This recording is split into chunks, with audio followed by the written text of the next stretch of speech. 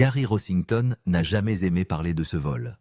Pendant des années, il a porté ce souvenir comme quelqu'un porte du verre brisé dans sa poche, avec précaution douloureusement toujours conscient que le toucher trop directement pourrait rouvrir de vieilles blessures.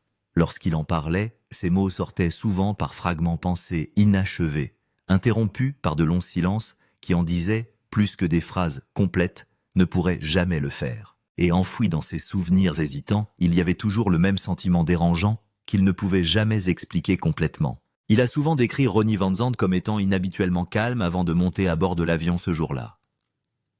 Ce n'était pas de la panique ni une peur évidente, mais Gary sentait quelque chose de profondément perturbé en lui, comme si Ronnie portait un sentiment dont il ne pouvait pas se débarrasser. Selon Gary, Ronnie a dit des choses qui semblaient étrangement lourdes, avec le recul, et son humeur était différente de sa confiance normale. Rossington n'a jamais exagéré ses souvenirs pour obtenir un effet dramatique. Il a simplement répété ce dont il avait été témoin, et cette honnêteté a rendu ses souvenirs encore plus obsédants. Au fil du temps, ces petits détails ont commencé à se transformer en quelque chose de beaucoup plus grand. Les fans ont débattu de chaque interview, de chaque citation et de chaque pause dans le récit de Gary, se demandant si Ronnie sentait d'une manière ou d'une autre ce qui allait arriver. Certains pensaient que c'était une coïncidence, tandis que d'autres pensaient que quelque chose de bien plus sombre planait sur ce dernier jour. Si les souvenirs de Gary étaient exacts, alors l'histoire du dernier vol de Lynyrd Skynyrd était bien plus compliquée que ce que les gens voulaient l'admettre. Mais leur histoire a commencé bien avant que la tragédie n'entre en scène. Avant que Lynyrd Skynyrd ne devienne l'un des plus grands noms de l'histoire du rock, avant les arènes à guichets fermés et les disques de platine Ronnie Van Zant et Gary Rossington, n'étaient que deux adolescents ayant grandi à Jacksonville en Floride. Ils vivaient dans la même ville sans savoir que leur avenir serait définitivement lié. Ronnie s'est démarqué presque immédiatement. Même lorsqu'il était jeune garçon, il possédait une autorité naturelle qui incitait les gens à prêter attention dès qu'il entrait dans une pièce. Il ne recherchait pas le leadership ni n'exigeait le respect, mais les gens le suivaient naturellement à cause de quelque chose de puissant dans sa personnalité qui ne pouvait pas être enseigné. Gary était complètement différent. Il était plus calme, plus réservé et bien plus à l'aise pour s'exprimer à travers sa guitare qu'à travers des mots. Alors que Ronnie dominait les salles avec sa voix et sa confiance, Gary restait souvent en arrière-plan et laissait sa musique parler pour lui. Mais au lieu de les éloigner, ces différences ont créé un équilibre parfait entre eux. Leur amitié s'est formée bien avant que la musique ne devienne une affaire sérieuse. Avant que la célébrité n'arrive, avant que les contrats de disques ne changent leur vie, ils n'étaient que de jeunes hommes essayant de découvrir qui ils étaient dans une petite ville du Sud. Comme beaucoup d'adolescents, ils recherchaient leur identité dans les choses qui les faisaient se sentir vivants. Et la musique est lentement devenue le lien qui les liait plus profondément qu'aucun d'eux ne l'avait compris à l'époque. Gary portait une douleur privée que beaucoup de gens autour de lui n'avaient jamais complètement comprise. Il a perdu son père quand il était très jeune, et même s'il parlait rarement de cette perte, cela a façonné la personne qu'il est devenu. Il y avait un vide dans sa vie qui l'a obligé à grandir rapidement et à apprendre à survivre sans les conseils de nombreux autres enfants. Ce vide a commencé à changer lorsqu'il s'est rapproché de la famille de Ronnie. À un moment donné à l'école, Gary a été suspendu à cause de ses cheveux longs, ce qui peut sembler mineur aujourd'hui, mais qui avait de graves conséquences à l'époque. Son avenir aurait pu être compromis à cause de quelque chose qui reflétait ce qu'il était en train de devenir. C'est à ce moment-là que le père de Ronnie Lacey Van Zant est intervenu et a tout changé. Il s'est rendu directement à l'école et a défendu Gary, expliquant qu'il n'était pas un fauteur de troubles et qu'il aidait à subvenir aux besoins de sa mère après avoir perdu son père. Il leur a dit que la musique n'était pas une distraction dénuée de sens pour Gary, c'était son avenir. Ce moment a changé leur relation d'une manière qu'aucun d'eux ne pouvait pleinement expliquer. Gary n'était plus seulement l'ami de Ronnie. À bien des égards, il était devenu membre de la famille Van Zant, lié par un lien qui façonnerait le reste de sa vie. Au fil du temps, leur lien n'a fait que se renforcer. Au moment où Lynyrd Skynyrd a commencé à se former, Ronnie et Gary partageaient déjà des années de confiance, de loyauté et d'histoire personnelle. Ronnie était naturellement devenu le leader du groupe La Force qui a donné l'identité et la direction au groupe. Les gens décrivaient souvent Ronnie comme un personnage commandant qui dirigeait le groupe comme un général menant des soldats au combat. Il savait exactement ce qu'il voulait et poussait tout le monde autour de lui à s'améliorer. Mais même des dirigeants comme Ronnie avaient besoin de quelqu'un capable d'équilibrer cette intensité, et Gary est devenu cette personne.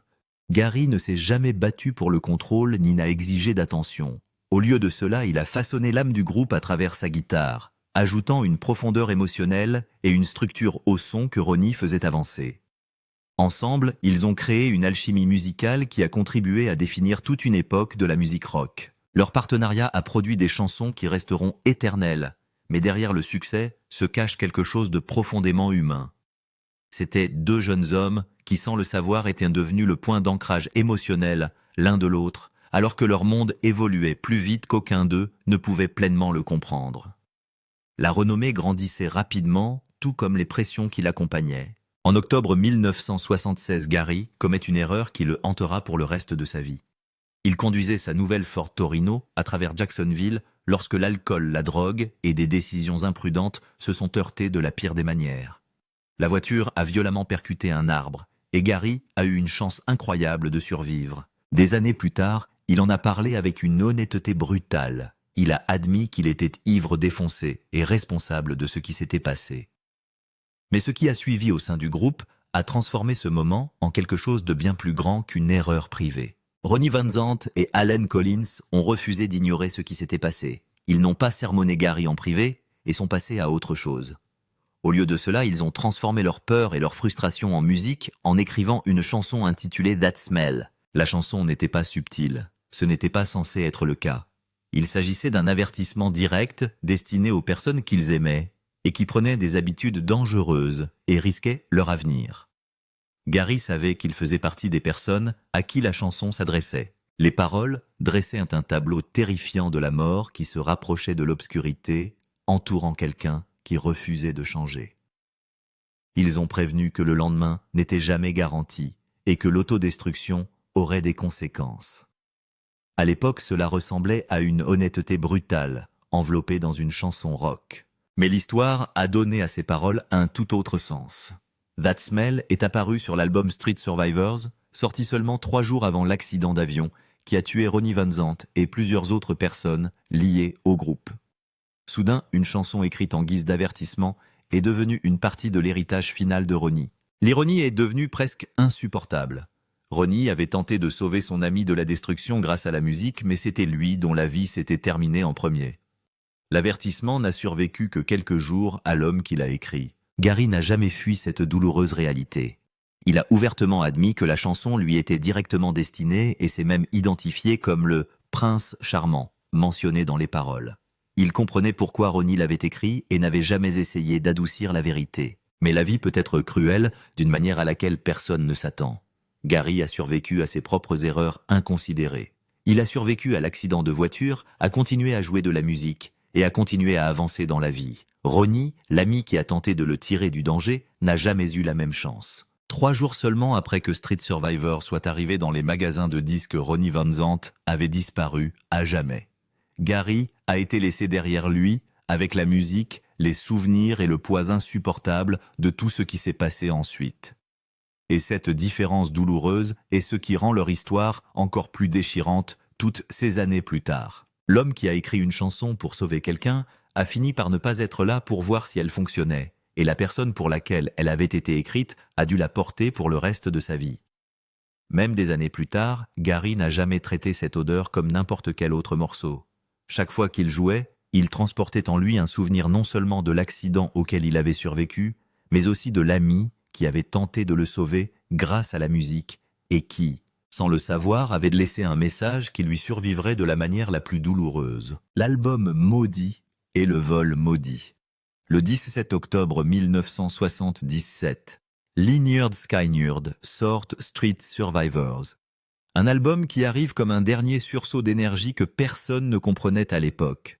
La couverture montrait le groupe debout à l'intérieur de lourdes flammes capturées lors d'une séance photo organisée au studio Universal. Ronnie Van Zant se tenait au centre du feu, regardant droit devant lui, tandis que les autres membres disparaissaient dans la fumée et la chaleur autour de lui.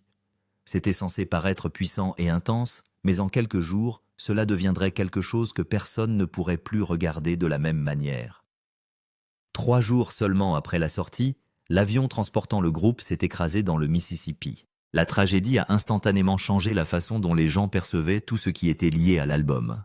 La couverture originale a été rapidement retirée par respect et par choc, notamment pour les familles des personnes décédées, dont Steve Gaines.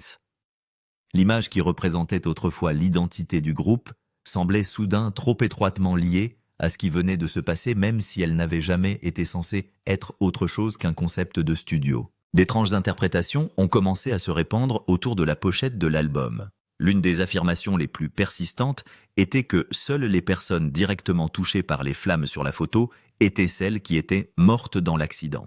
Cette idée n'est pas exacte, puisque les flammes recouvrent en réalité la majeure partie de la bande de l'image. Pourtant, cette croyance a continué à se répandre, parce que la tragédie pousse souvent les gens à chercher un sens aux schémas visuels, même lorsque ces schémas ne sont pas réels. Ce qui ne peut cependant être ignoré, c'est le timing de tout ce qui entoure la sortie. L'album atteint la 5e place des charts, devenant ainsi le record le plus élevé du groupe. Mais le succès fut presque immédiatement éclipsé par le crash. Au lieu de rester dans les mémoires comme un moment culminant de leur carrière, ce moment est devenu définitivement lié à une perte. Chaque chanson du disque commençait à paraître plus lourde, comme si elle contenait quelque chose de non dit sous la musique. Au même moment, le groupe voyageait à bord d'un avion qui transportait déjà des doutes. Le Convair 240 qu'ils utilisaient avait près de 3 décennies et avait été acheté parce que la réputation du groupe rendait les vols commerciaux difficiles à gérer. Ce n'était pas un avion moderne, et son âge et son état étaient inconnus de ceux qui voyageaient à bord. Bien qu'il ait rempli son objectif, il n'a jamais été considéré comme une option confortable ou fiable pour les voyages longue distance. 2 jours avant le vol final, l'avion a rencontré un grave problème en vol. L'un de ses moteurs a pris feu alors que l'avion volait à haute altitude. La situation a été contrôlée et l'avion a atterri en toute sécurité, mais l'incident a révélé un signe d'avertissement clair. Pour certains, cela a suscité des inquiétudes. Pour d'autres, ce n'était qu'une complication supplémentaire dans une vie constante de tournée et de pression. Il y a eu aussi des moments d'hésitation parmi les acteurs qui n'ont pris de sens que plus tard. L'une des choristes, Jojo Billingsley, a pris la décision de ne pas monter à bord de l'avion le dernier jour. Elle a décrit un fort sentiment que quelque chose n'allait pas et a choisi de rester sur place. Cette décision lui a sauvé la vie, et elle s'est révélée plus tard comme l'un des nombreux moments qui ont ajouté du poids à ce qui a suivi. Selon le récit ultérieur de Gary Rossington, Ronnie Van Zant n'est pas monté à bord de cet avion sans hésitation. Il y a eu un moment de doute, le sentiment que quelque chose n'allait pas. Ce sentiment ne s'est pas transformé en refus, mais il a existé assez longtemps pour qu'on s'en souvienne. En fin de compte, la décision a été prise de maintenir le programme, et le groupe s'est préparé à voyager comme prévu. Ce qui rend ce moment encore plus obsédant, c'est ce qui a été dit lors de la prise de la décision finale. Le choix d'aller de l'avant n'a pas été décrit comme un enthousiasme ou une confiance, mais comme une acceptation. Une reconnaissance que la vie avance indépendamment de l'incertitude même, lorsque quelque chose à l'intérieur semble perturbé.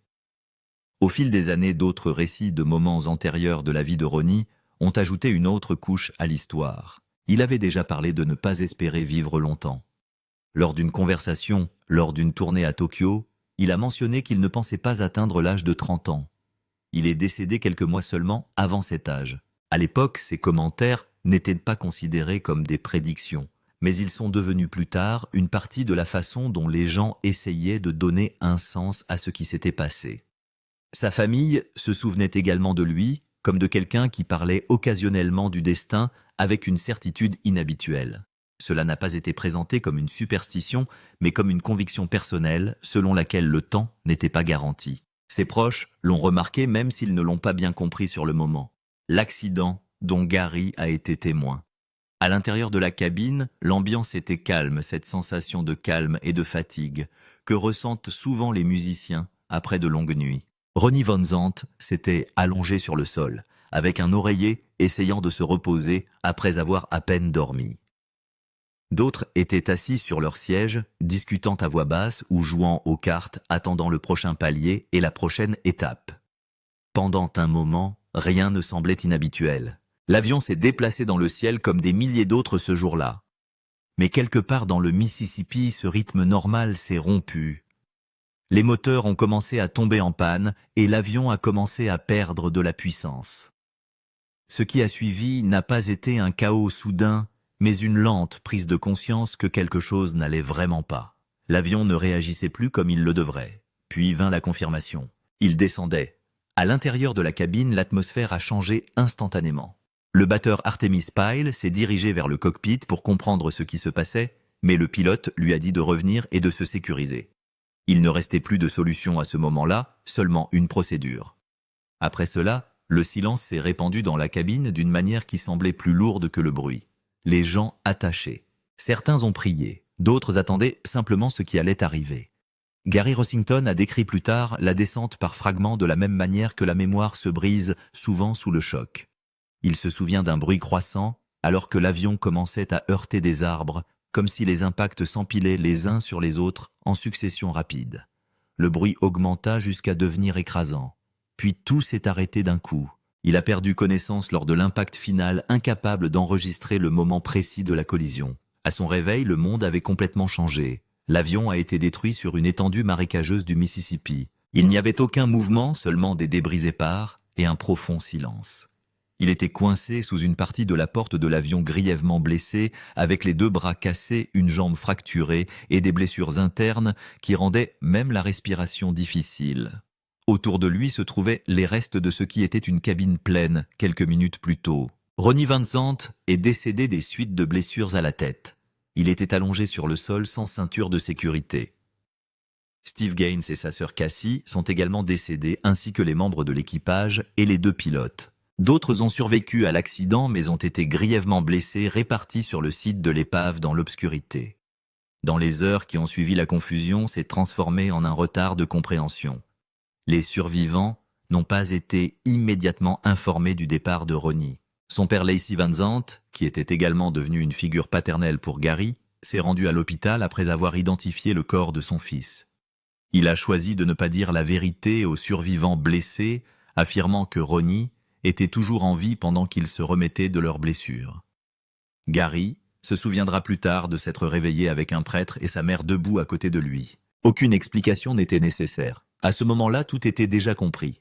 L'attente que Gary apportait 45 ans de silence. Gary Rossington a vécu plus longtemps que presque tous les habitants de Lynyrd Skynyrd, mais survie n'a jamais été synonyme de paix. Après l'accident, il est devenu quelque chose qu'il n'a jamais demandé, à être la dernière voix originale, portant encore le souvenir de cette nuit. Pendant des décennies, il en a rarement parlé en détail. Quand il l'a fait, cela n'a jamais été fluide, ni répété. Cela est venu dans des réflexions brisées, comme si le souvenir lui-même résistait à être pleinement exprimé à haute voix. Dans une interview, il a clairement admis que ce n'était pas quelque chose dont on pouvait parler avec désinvolture. Cela est resté avec vous et cela a toujours eu du poids. Ce poids l'a suivi à chaque étape sur laquelle il a marché. Une chanson en particulier ne l'a jamais quitté, That Smell. Il a été écrit comme un avertissement à une époque où Gary lui-même avait eu un accident de voiture alors qu'il était sous influence. Ronnie Van Zant et Alan Collins ont transformé ce moment en musique destinée à affronter l'autodestruction avant qu'elle n'aille trop loin. Mais la vie en a déformé le sens plus tard. Gary a survécu à son erreur, tandis que Ronnie, l'homme qui a rédigé l'avertissement, n'a pas survécu à l'accident d'avion des années plus tard. Ainsi, chaque fois que Gary jouait cette chanson sur scène, elle avait un étrange double sens. Il ne s'agissait plus seulement de dépendance ou de conséquence. C'est devenu quelque chose de plus lourd, quelque chose de plus proche de la répétition de la mémoire, un rappel du moment où il était censé être celui qui avait besoin d'être sauvé et où l'homme qui avait essayé de le sauver avait disparu. Cela a transformé la performance en réflexion même lorsque la foule n'entendait qu'une chanson rock. Au cours des années suivantes, le poids de l'histoire de Skinner a également façonné la manière dont Gary a géré son héritage. Lorsque les projets d'un biopic se sont fortement concentrés sur l'accident, il a repoussé les poursuites judiciaires, non pas parce qu'il voulait effacer le passé, mais parce qu'il voulait qu'il soit réduit au spectacle. Plus tard, il a soutenu un documentaire qui, selon lui, racontait l'histoire avec plus d'honnêteté, admettant même que cela l'avait profondément ému. C'était l'une des rares fois où il semblait prêt à s'asseoir pleinement dans le souvenir, au lieu de le repousser. Au fil du temps, sa propre santé a commencé à refléter les années pendant lesquelles il avait porté ce fardeau. Après une opération cardiaque d'urgence, en 2021, il revient une dernière fois sur scène avec la dernière tournée de Lynyrd Skynyrd. Même à cette époque, il n'y avait pas de sentiment de clôture selon la méthode traditionnelle, mais seulement de continuation. À sa mort, en 2023, il était le dernier membre original du groupe. Les mots qui ont suivi de la part de ses proches l'ont décrit comme ayant enfin retrouvé ses camarades du groupe. Mais pour ceux qui ont compris toute l'histoire, son décès ressemblait moins à une fin qu'à la libération finale de quelqu'un qui gardait seul un souvenir depuis trop longtemps. Ce qui restait n'était pas seulement de la musique, mais le témoignage discret d'une vie passée, apportait ce que d'autres avaient laissé derrière eux.